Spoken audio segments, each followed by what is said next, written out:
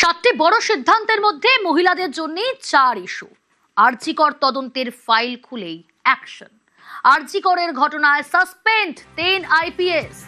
আরজিকর কাণ্ডের সময় সিপি বিনীত গোয়েল সাসপেন্ড, তৎকালীন DC central Indira Mukhopadhyay suspend, তৎকালীন ডিসি নর্থ অভিষেক গুপ্তাকে সাসপেন্ড। নির্যাতিতার পরিবারকে টাকা দিতে চাওয়ার অভিযোগ সাসপেন্ড করা হয়েছে 3 আইপিএসকে। মুখ্যমন্ত্রী শুভেন্দু অধিকারী কি বলেছিলেন শোনাবো আপনাদের।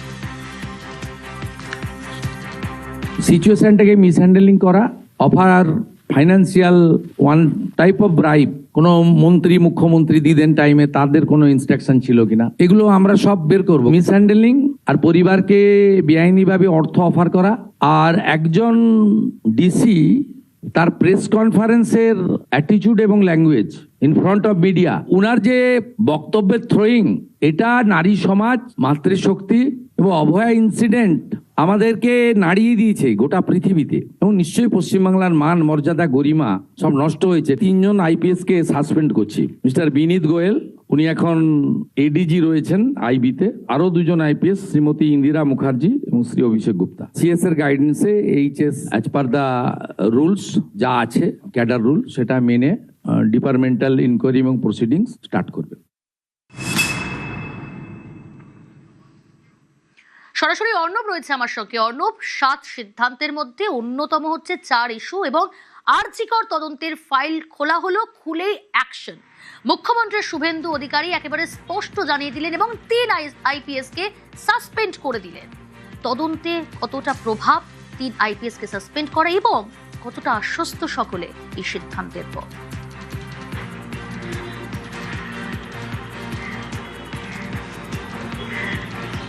দেখো, মুখ্যমন্ত্রী শুভেন্দু অধিকারীর এই কড়া এবং স্পষ্ট বার্তা, এবং যেখানে একটি শব্দ তিনি বারবার বলছিলেন, মিস হ্যান্ডেল, অর্থাৎ কলকাতা পুলিশ কমিশনার সেই সময়কার বিনীত গোয়েল আইপিএস অফিসার, পাশাপাশি ডিসি সেন্ট্রাল এবং তৎকালীন ডিসি নর্থ, আমি যেখানে এই মুহূর্তে দাঁড়িয়ে রয়েছি এই জায়গার, এই 3 আইপিএস অফিসার মিস হ্যান্ডেল করেছেন, অর্থাৎ অপব্যবহার করেছেন পুলিশের ক্ষমতা ঘুষ দেওয়ার মাধ্যমে, এবং একই সঙ্গে পুলিশ কমিশনার যে কাজ করার কথা ছিল বা প্রেস কনফারেন্স করে ডিসি সেন্ট্রাল যে কর্তব্য দেখিয়েছেন, সেটা আদতে কোনো রিটেন ইনস্ট্রাকশনই ছিল না। একেবারে তোমার মনে থাকবে, আরজিকর এই মুভমেন্টের সময় চিকিৎসকরা তারা যখন লালবাজারের সামনে অবস্থান বিক্ষোভে বসেছে, তারা একটা মেরুদণ্ড উপহার দিয়েছিল এবং সবক শিখিয়েছিল কলকাতা পুলিশ কমিশনারকে।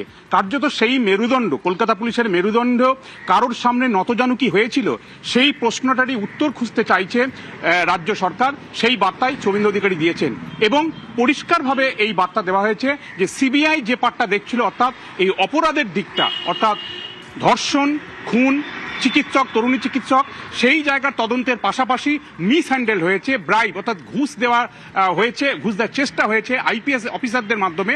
এই পুরো প্রক্রিয়াটা 3 আইপিএস অফিসারকে সাসপেন্ড। এটা কিন্তু খুব একটা ছোট পদক্ষেপ নয়, অত্যন্ত কড়া পদক্ষেপ। কারণ প্রথম দিন থেকে অভয়ার পরিবার, একই সঙ্গে মানুষ, এরাজ্যের মানুষ, এরাজ্যের মহিলারা যেভাবে মাঝরাতে রাস্তায় নেমেছিলেন বিচার চেয়ে, তারা এখনো প্রত্যেকে মনে করেন আলিপুর আদালতের বিচারক অনির্বাণ দাস যে রায়টা দিয়েছেন, আমৃত্যু কারাদণ্ড, সেই রায়টা হয়তো আইনের খাতায় সঠিক হলেও মানুষের মনে কিন্তু সেটা সুবিচার এখনো মনে হয়নি। যেমনটা মনে হয়নি অভয়ার মায়ের, মনে হয়নি অভয়ার বাবার। একই রকমভাবে আমাদের রাজ্যের একাধিক মা বাবা তারা মনে করছেন অভয়ার বিচার সঠিক ছিল না। তাই রাজ্য সরকারের এই কড়া এবং স্পষ্ট বার্তা, এই পদক্ষেপ, তা কিন্তু আগামী দিনে এই তদন্তের একটা নতুন চ্যাপ্টার উন্মোচন করলো, এবং এই নতুন চ্যাপ্টারে রিওপেন যে হচ্ছে তা বলার অপেক্ষা রাখে না। কারণ ওই 3 আইপিএস এর বিরুদ্ধে কিন্তু ডিপি অর্থাৎ ডিসিপ্লিনারি প্রসিডিং ইতিমধ্যে স্টার্ট করেছে রাজ্য সরকার।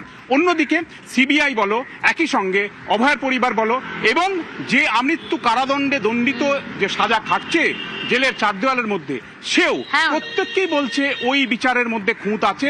সিবিআই বলছে বিচারটা হয়েছে, কিন্তু বিরলতম ফাঁসির সাজা হয়নি, তাই তারা বিচার চাইছে। সব মিলিয়ে ইতিমধ্যে নতুন বেঞ্চ গঠন হয়েছে, কাল সোমবার হাইকোর্ট খুলে সেখানে হয়তো একটা দৃষ্টি আকর্ষণ হবে। সব মিলিয়ে যে নতুন করে ওপেন হলো তা বলার